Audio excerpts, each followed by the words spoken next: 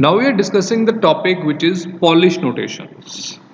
Actually, in the data structure there are three types of notation. One is infix notation, second one is Polish notation, and third one is reverse Polish notations, and cumulatively we say them these are the Polish notations. So first of all we are starting with the infix notation.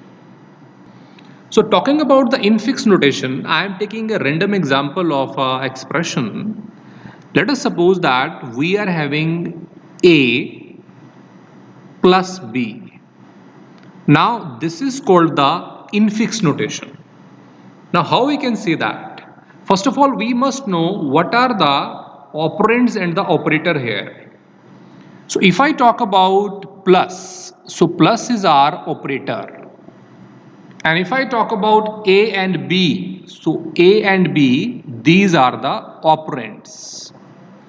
So we must understand one thing, infix. In means between. Whenever the operator is in between the operand, just like plus is in between A and B, this is called the infix notation. So we can say that operator symbol placed between its two operands.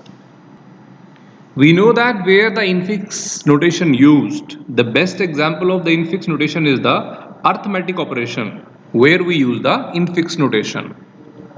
Just like we have seen the A plus B. So A plus B is the arithmetic expression. I am taking one more example of infix notation. Just like if we are having A multiply B.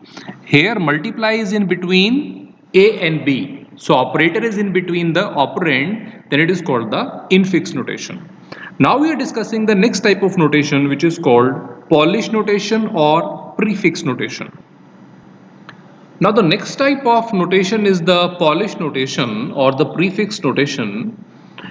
So here the prefix, just like if I say there are two operands which are A and B, and we are placing plus before that. So whenever the operator is before the operand, then it is called the prefix. But prefix is easy to understand, but if in the examination they say Polish notation, then it is slight confusing. So you understand one thing, just like the shoe polish, whenever we are going to wear the shoes, first of all we polish them, then afterward we wear. So with that thing you understand it is the first means prefix. So polish the shoes is the first task, that's why it is the pre means before. So to understand Polish you just learn by the prefix. So plus AB is the example of the Polish notation or the prefix notation, or we can say that the operator symbol placed before its two operands. From where this Polish notation invented?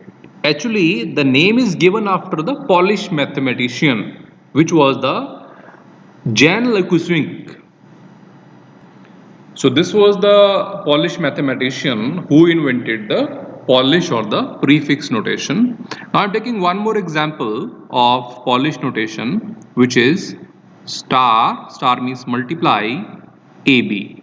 Now here you know that A and B are the operands and star is the operator. And to learn the Polish, we know that we do the polish first, then wear the shoes. So from there we are learning that it is the prefix notation. Now the next type of notation we are having is the reverse Polish notation, or it is also called postfix or suffix notation. So reverse Polish. We know that Polish means prefix. So reverse of Polish, that automatically become the postfix, or it is called the suffix. So it is very simple.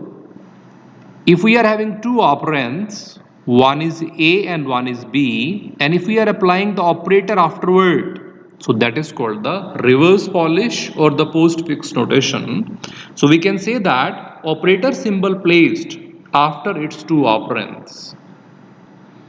So the operator is placed after the two operands. I am taking one more example to make you understand. Just like if we are having A, B, star. Now AB are the operand and star is the operator. So in the Polish notations, which is a generalized term, we are having three main notations in the data structure. One is the infix. Whenever we are having the operator in between the operand, just like a plus b, it is called infix. Whenever we are having the operator before the operands, just like plus ab, it is called polish or prefix notation. Whenever we are having the operator after the operands, just like ab plus, it is called reverse polish, postfix or suffix notation.